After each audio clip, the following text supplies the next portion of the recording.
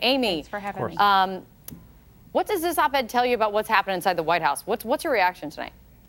Well, Kate, I mean, I would like to say I'm surprised, but I'm not surprised. I mean, I think that the biggest news from this is that the deep state is blatant in our face, trying to subvert the will of the people and trying to take down a president from the inside. And you can't say it's just Democrats that are part of the resistance.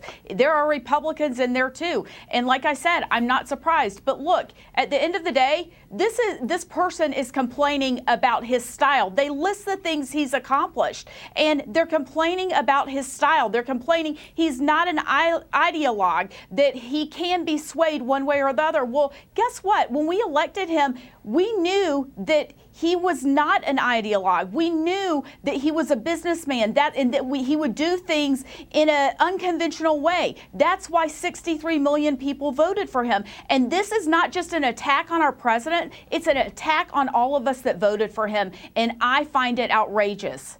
The writer, and obviously I've read it a bunch of times now, the writer, it goes into more than style, though, Amy. I mean, he's talking about two tracks of a government right now. The president saying and wanting to do one thing, and the government getting him, boxing him in to do the thing that they think is the right way to go to protect the republic. I mean, Dan, from your perspective, what does this op-ed say?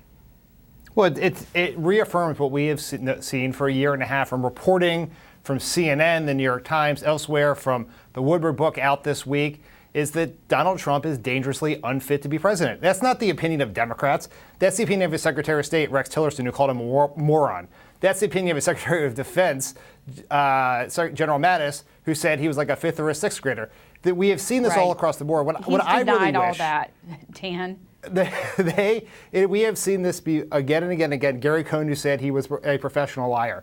This is not surprising. What I think this person should do is, I agree with Sarah Sanders, a sentence I have never said before, is they should resign, put their name to this, and come out to the country, because it makes it easy for people to yell about, say this is the deep state, or for Donald Trump to dismiss this when it's anonymous. Have courage and put your name to it if you truly believe the president is this unfit for the job. That's interesting, because I feel like this is actually an area where you and Amy are going to agree, Amy. Absolutely. I mean, they should put their name to it. Anybody that does not believe in this administration and is part of the administration needs to resign immediately. Kate, this is the thing.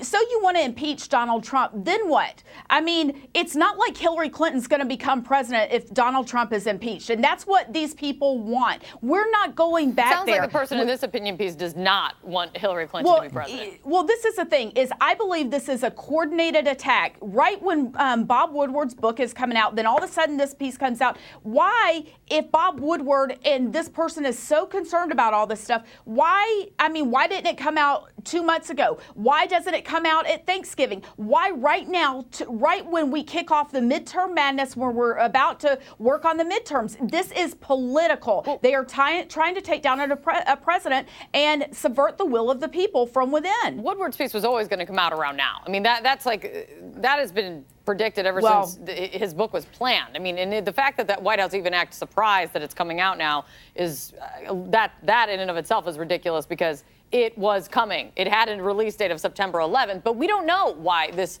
editorial came out today. We don't know. We don't know the discussions that went on there. But I mean, Dan,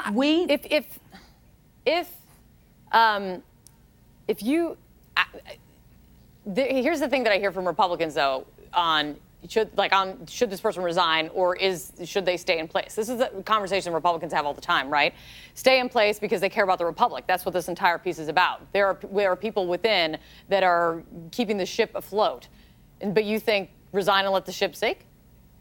Yes, I think we have seen all these people who claim they're doing such good work to save America, whether it was Gary Cohn when he was in the White House, or this anonymous person, or Dina Powell and the NSC staff, they keep telling everyone, all their friends who don't like Trump or in Washington, New York, that they're doing so much to save America, but we're not actually seeing the effects of that, right? Donald Trump is still going out and announcing his support for or his support for neo-Nazis who march in Charleston. He's still going out and buddying up to Putin in Helsinki. No, he's doing all of those things. They're not really doing anything other than helping themselves sleep at night. On this whole if thing, you truly believe, let me finish. If you truly believe the President of the United States is dangerously unfit for the job, which almost every person who works for him seems to believe, every Republican in Washington believes, anyone who has watched this White House or has access to Twitter believes, then you should put your name to it and say it. And there's no courage in doing it through an anonymous New York Times op-ed. You should walk out of the White House, hold a press conference, and tell people what you see on a daily basis.